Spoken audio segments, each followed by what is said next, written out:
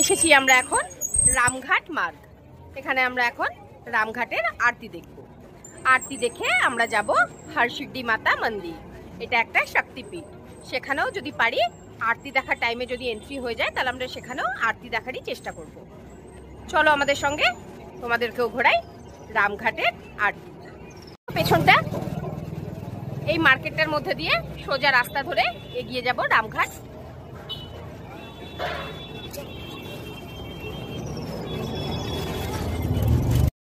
আমাদের টোটোটা রামঘাট এসে দাঁড়াতেই পালু টোটো থেকে এক ঝাঁপ। সবার আগে ওই দেখতে পেয়েছে 5 রকম জলের ফুচকা। একেবারে ছুটে আগেই দোকানে। এখানে টেস্ট করলাম রাজস্থানি ফ্লেভারের ফুচকা। ফুচকা খেয়ে 10 পা এগাতে না এগাতেই সবার আবার পেয়ে গেল খিদে। দাঁড়ালাম একটা টি স্টলে একটু चा स्नैक्स खेते। ये मिर्ची वाला है ना, पकड़ो भैया। Yes, I like it.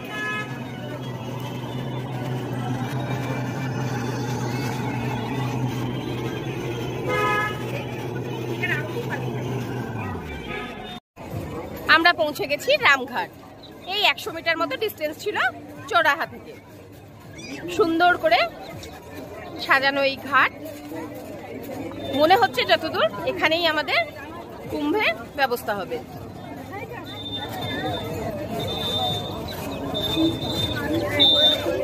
বিশাল লম্বা একটা করিডোরের মতো করা আছে এখানটা।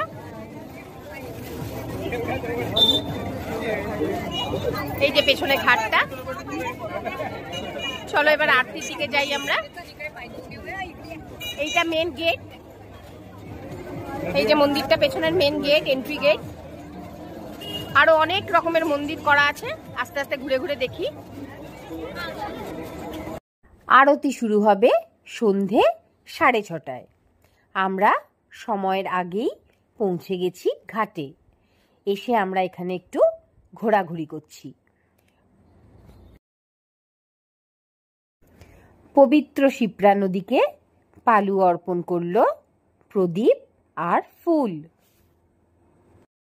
তবে ঘাটগুলো কিন্তু মানুষে প্রচুর নোংরা করে রেখেছে। প্রত্যেকটা মানুষের সচেতন হওয়া উচিত নিজেদের জায়গাটাকে পরিষ্কার রাখার জন্য। উজ্জয়িনীর হৃৎপিণ্ডে বয়ে চলা পবিত্র শিপ্রা নদীর তীরে অবস্থিত এই রামঘাট। শাস্ত্র অনুযায়ী ত্রেতা যুগে ভগবান শ্রী রাম, লক্ষ্মণ ও জনক নন্দিনী সীতাকে নিয়ে এখানে এসেছিলেন। সেই থেকেই এই ঘাটের নাম রামঘাট। এখানেই প্রতি 12 বছরে একবার হয় মহাকুম্ভ, যেখানে লক্ষ লক্ষ মানুষ দুঃখ কষ্ট ভাসিয়ে দিয়ে নেয় পবিত্র স্নান। বিশ্বাস, শিপ্রার জলে ডুব দিলে পাপ মোচন হয়, মেলে আত্মার মুক্তি। দিনরাত এখানে শোনা যায় ভক্তিমূলক সুর, আরতি, ঘণ্টার ধ্বনি আর শিপ্রার কলকল শব্দ মিলিয়ে তৈরি করে এক অপূর্ব শান্তি। মহাকালের শহর উজ্জয়িনীর এই রামঘাটে দাঁড়ালেই অনুভব হয় ভক্তি, ইতিহাস আর আধ্যাত্মিকতার এক অপার শক্তি। সময় এগোচ্ছে, তাই জন্য রেডি হচ্ছে পুজোর সব আয়োজন। আগে মাতার পুজো হবে, তারপর শুরু হবে আরতি। জোগাড়যন্ত্রী চলছে এখন পুজোর। পেছনে রেডি করা হচ্ছে 108টা প্রদীপ। সব প্রদীপগুলোকে একসঙ্গে রেডি করে তারপর জ্বালানো হবে। আস্তে আস্তে লোকে ভিড় জমানো শুরু করেছে। এটাই হচ্ছে মেন আরতির ঘাট। এখানে অনেকগুলো ঘাটেই আরতি হয়, কিন্তু রামঘাটের মেন আরতি হয় এই আরতিটাই। এই রামঘাটের মেন আরতিটাই আগে তোমাদেরকে দেখাবো। দেখো একটু ভালো করে। এখানে 2টো জ্যান্ত কচ্ছপ একটা ভদ্রলোক নিয়ে এলেন। তারপরে সেই কচ্ছপ দুটোকে রাখা হলো ভগবানের আসনে। আমরা তো অনেকেই জানি ফেংশুইয়ে কচ্ছপের একটা গুরুত্ব আছে, কিন্তু এখানে জ্যান্ত কচ্ছপকে এইভাবে পুজো হয় এটা আমি প্রথমবার দেখলাম। সন্ধ্যা নামতেই উজ্জয়িনীর রামঘাট যেন আরও পবিত্র হয়ে ওঠে। শিপ্রা নদীর ধারে জ্বলে ওঠে হাজারো প্রদীপ। আরতির ঘণ্টাধ্বনি আর শঙ্খনাদে মুখরিত হয় চারিদিক। বিশ্বাস করা হয় এখানে আরতির ধ্বনি ভগবান শ্রীরাম এবং মহাকালের শহরে আধ্যাত্মিক শক্তি জাগিয়ে তোলে। শিপ্রার পবিত্র জলে প্রতিফলিত আগুনের আলো মনকে এক অদ্ভুত শান্তি আর ভক্তিতে ভরিয়ে দেয়। ভক্তেরা হাত জোর করে প্রার্থনা করে পরিবারের কল্যাণ, সুখ আর সমৃদ্ধির জন্য।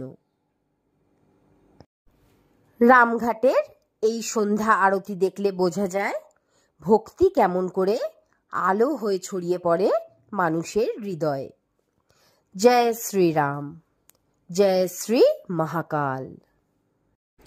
প্রথমেই করা হচ্ছে কর্পূরের আরতি। এবার শুরু হলো প্রদীপের আরতি। চলো সবাই মিলে হাত জোর করে দেখি রামঘাটের আরতি।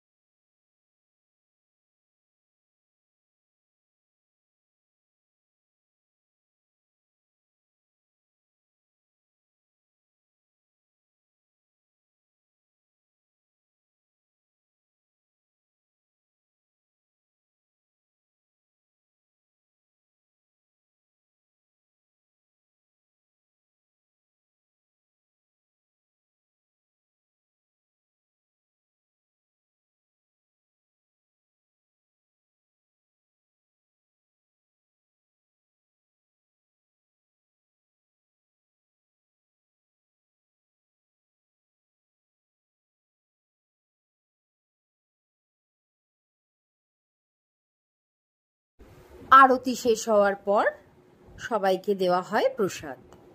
প্রসাদ নেওয়ার পর যাদের ইচ্ছে যে আমরাও আরতি দেখাবো তাদেরকে হাতে ধরে আরতি করতে দেওয়া হয়, তবে সেটা কিন্তু পেড, পার হেড লাগে 100 টাকা করে।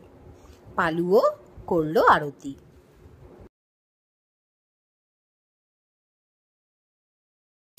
আরতি দেখে একটুখানি এগিয়ে এলাম আরও একটি অতি প্রাচীন মন্দির দর্শন করতে। এই মন্দিরটি দর্শন করে আমরা এই একই রাস্তা ধরে যাব মাতা হরসিদ্ধির মন্দিরে।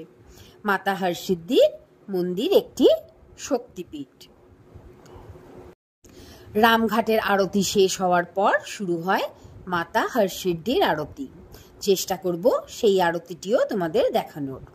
চলো তাহলে দেখা হচ্ছে মাতা হরসিদ্ধির মন্দিরে।